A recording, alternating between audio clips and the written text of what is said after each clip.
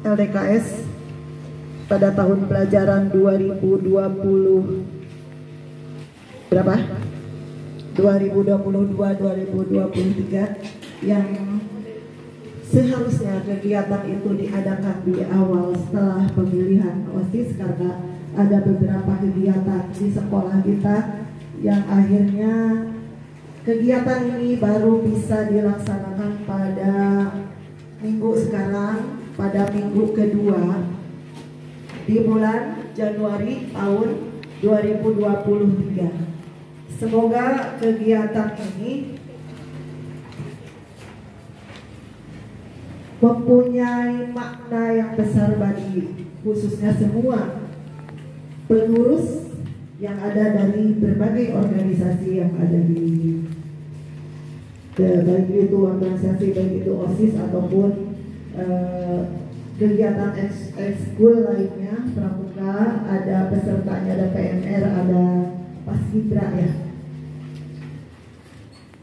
Tak lupa terlebih dahulu kita selawat serta salam semoga selamanya tercurah pada junjungan kita Nabi Muhammad Sallallahu Alaihi Wasallam, para keluarganya, para sahabatnya, dan kita selaku umatnya yang taat pada ajarannya.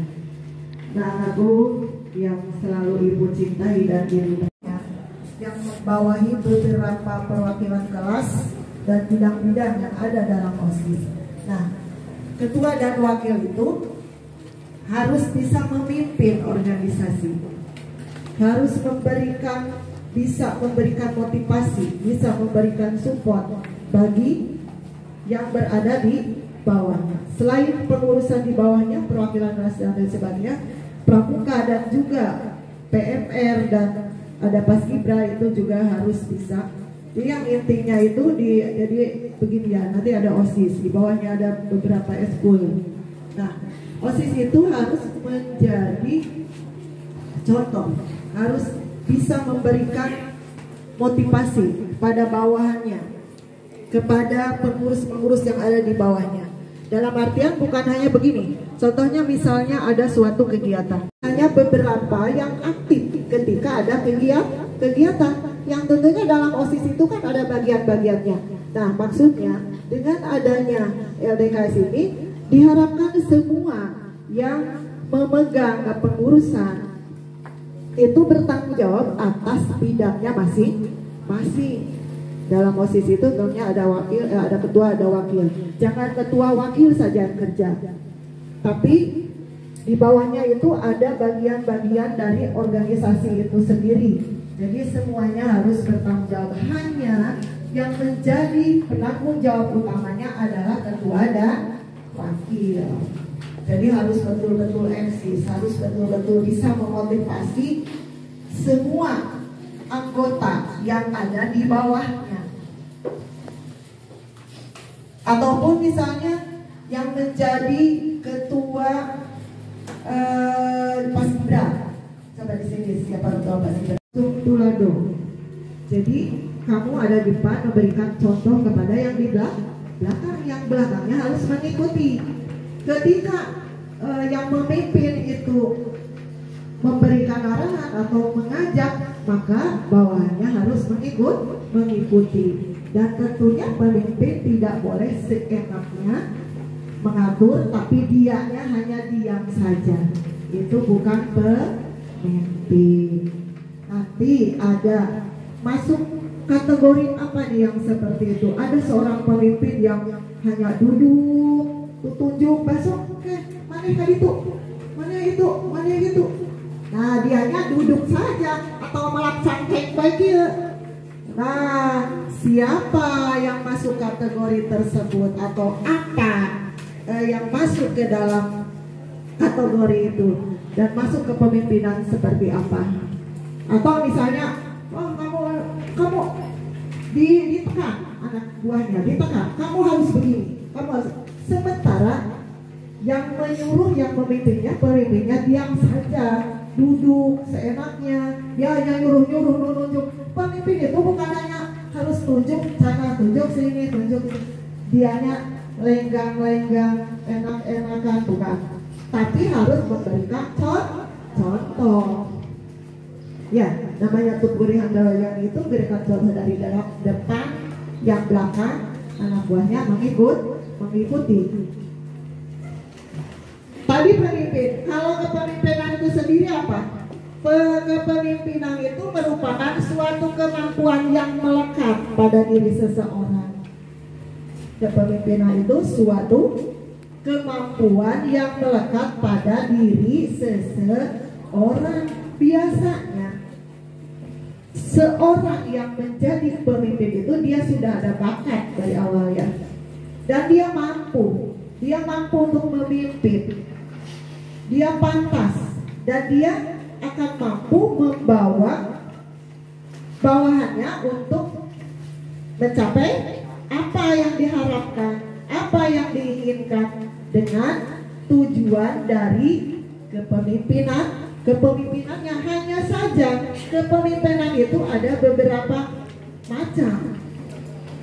Seperti tadi yang Ibu contohkan, ada yang hanya nunjuk. Ya, lain halnya dengan tadi. Kalau otoriter itu kan gimana saya, gimana kehendak saya. Kalau saya mau seperti itu, anggota saya harus nurut. Tanpa meraba, tanpa merasakan bagaimana rasanya hati anak buahnya, dia tidak akan merasakan itu. Itu pemimpin otoriter. Kalau kebapaan, maka dia akan selalu merasakan perasaan anak buahnya, selalu melindungi, selalu mengayomi, dan juga dia akan mencari solusi secara baik-baik dan berkata dengan lemah lembut. Nah, dari dua itu dulu, kamu memilih kepemimpinan yang seperti apa? Memilih kepemimpinan seperti apa? Apakah pemimpin kamu yang otoriter atau yang kebapaan? Yang kebapaan lebih nyaman, kitanya lebih dekat, anggotanya akan lebih dekat, curhat, kemudian mengajukan sesuatu kegiatan, ada permasalahan, semuanya dihadapi dengan apa? Dengan apa? Kalau kebapaan, semuanya dihadapi dengan apa? Dengan santai. Kamu kalau ngobrol dengan bapak kamu enak gak? Ada yang bapaknya keras, yang ke bapak, yang ke bapak. Ada lagi yang demokrasi, pemimpin yang demokrasi.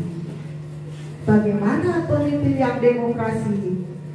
Pemimpin yang selalu mengedepankan rasa solidaritas, rasa kebersamaan, ya, tidak mengedepankan egonya.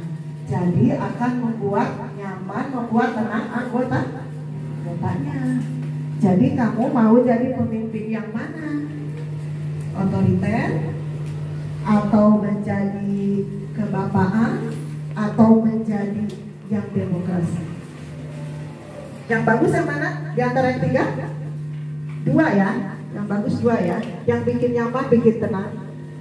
Kemudian kalau kepemimpinan di sipil dengan di itu tuh berbeda ya. Kalau kita tentunya kepemimpinan di sipil dalam artian itu kan kepemimpinan itu ada di yang militer, ada militeri. Militeri itu di sana selalu diawasi dengan hitungan dari yang bukan kepengurusan yang ada dalam organisasi. Dalam duduk harus beda dengan yang lainnya. Bagaimana caranya duduk dengan baik ketika ada acara? Coba kamu belajar disiplin, karena dengan disiplin itu akan membuatkan kalian adalah menjadi anak-anak yang baik dan jadi contoh. Ya, pemimpinnya juga jadi contoh. Anak buahnya juga harus mencermin kepada pemimpin yang baik. Pemimpin yang baik harus berikan contoh yang teladan. begitu. Ketika apa? Tidak ada yang duduknya miring, yang tumpang kaki, nu nyarande ngalagedai. Indonesia maju, madrasah berprestasi, Majalengka Sabil Huda